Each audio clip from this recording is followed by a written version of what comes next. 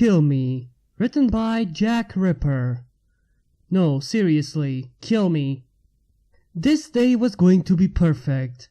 It was a warm summer afternoon, the sun was shining through a stained glass window, bathing the room in a heavily glow that... Please kill me. Celestia inhaled her tea from the unorthodox request, sputtering for a moment before wiping the corner of her muzzle with a tablecloth. Pardon, Twilight? Kill me, please. Twilight repeated, leaning in a little. I don't know how else I could phrase this to make myself more clear. Celestia giggled. Goodness gracious, Twilight. I wasn't sure why you wanted to come and pay me a visit, but I wasn't expecting this. You're so funny.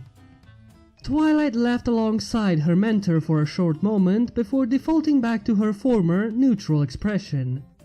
So, can I die now? Celestia raised an eyebrow, matching Twilight's hollow gaze, then sighed. You're not kidding, are you? Nope, not in the slightest. Why? Celestia blinked once. What brought this on, Twilight? She chuckled. Well, I think it was something that kind of came up spontaneously, but I still feel like we'd be here all day if I went into detail. Humor me. So, you know how I created my own court system in Ponyville? Celestia nodded. You seemed very enthusiastic about the idea, as I recall. Yes, well, that was a mistake. You see, I've learned something, Princess Celestia. Twilight sucked in a deep breath. I'm not cut out to handle this level of sheer stupidity. Celestia gently set down her teacup, leaning back in her chair and sinking into the soft velvet. We've learned something disappointing too then, Twilight. I was under the impression you dealt with stupidity in your life on a regular basis. Look, if we're talking about Applejack again, I did some research on ancient Earth pony culture. Not that. Celestia smacked her forehead. I meant that I find it strange that you cave now after saving Equestria time and time again in the past. It's not really like you to give up so quickly. Where'd your resolve go? This is different! Twilight slammed a hoof against the table, rattling the ceramic. This obligation I forced upon myself has made me crave death more than I ever could as an angsty teenager. Why did you even decide to ask me to kill you? If you're willing to resort to such an extreme measure, why not just do it yourself? Well, I did some research. Of course you have. And after a lot of testing, I've concluded that it's extremely hard to kill myself. A lot of testing? What? Are you serious? It's true! Twilight sprung up from her chair, causing it to topple over behind her. Drowning myself isn't feasible, fire doesn't do anything, and no matter the distance, falling doesn't do the trick either. I never realized that an alicorn could be so durable. What did you even jump off of? Canterlot Mountain, Twilight said. Did you know it took over a minute of falling to reach the bottom? Because I didn't. This is unbelievable. Celestia whispered to herself. How can you be so nonchalant about this? I think after I spent an entire day listening to a pony ramble on about painting the town hall the wrong color, it finally dawned on me why death is so romanticized in our modern culture. Twilight huffed. So I want out, and I figured that you're the best pony to ask. That was another question on my mind. Why me? Why are you so insistent that I be the one to execute you? Well, I wouldn't say execute. We clearly aren't on the same page here. I have a hypothesis, Twilight said. Suicide has been ruled out, so I think it's safe to assume that dying by any conventional method simply isn't possible. Go on. If no mortal being could kill me with relative ease, then my best bet is for another alicorn to kill me. Celestia stared up at the castle's ceiling. Luna, I swear by the creator, stop this nonsense at once! This isn't funny anymore. This isn't a dream. I know. Celestia slumped in her chair.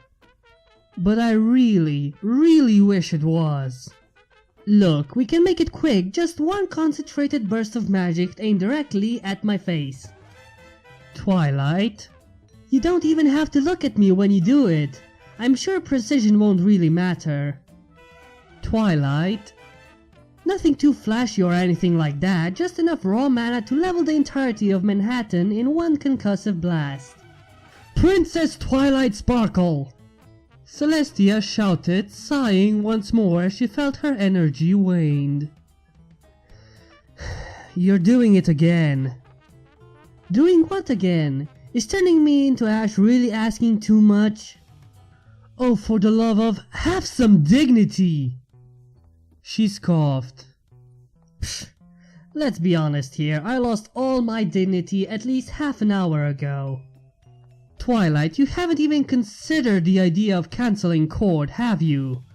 No offense, but the one in Ponyville isn't really necessary.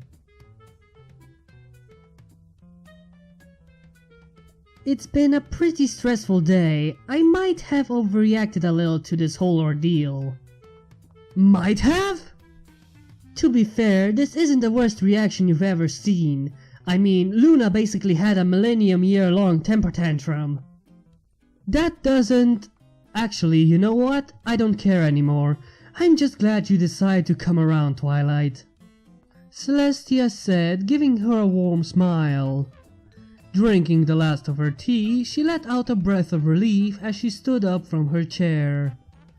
Twilight no longer stood rigid, opting for a more relaxed pose as she matched Celestia's stride. I think a trip to the castle spa is in order, wouldn't you agree? I couldn't agree more. Celestia nodded once to the guard that stood next to the door, his "I don't get paid enough for this shit" expression never leaving his face as they entered the main hall. Princess Luna stood over Celestia's slumbering form, gritting her teeth as Celestia mumbled in her sleep. "It was much more than a temper tantrum, Sparkle," Luna hissed, swearing something archaic under her breath. "This wasn't nearly as fun as I thought it'd be. I was hoping she'd at least try to jump out the castle's window or something." Luna sighed. "I suppose Princess Twilight has more resolve than I ultimately gave her credit for. Such a shame, it was going so well too." She shook her head, slowly creeping out of her bedroom and shutting the door behind her. "On second thought, one last attempt before we hit the spot, just to be sure," Twilight said. Celestia eyed her warily, staring over at Twilight with caution. "Please tell me you're joking." Twilight, who looked like someone who had jumped out of a window, jumped out of the castle window. All of the glass in the castle shattered from the absurd amount of force behind the suicidal alicorn. Celestia could only stare ahead in disbelief. Of course she wasn't.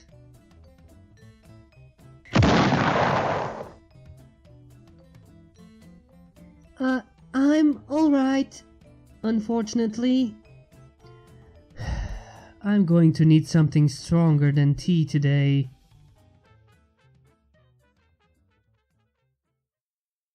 And here you have another one-shot. I know I said I would be doing more Steam Lord, but this was under my radar and I seriously like this story, so I hope you all like it with me, and yeah. Off to the brainwashing, as per usual, context.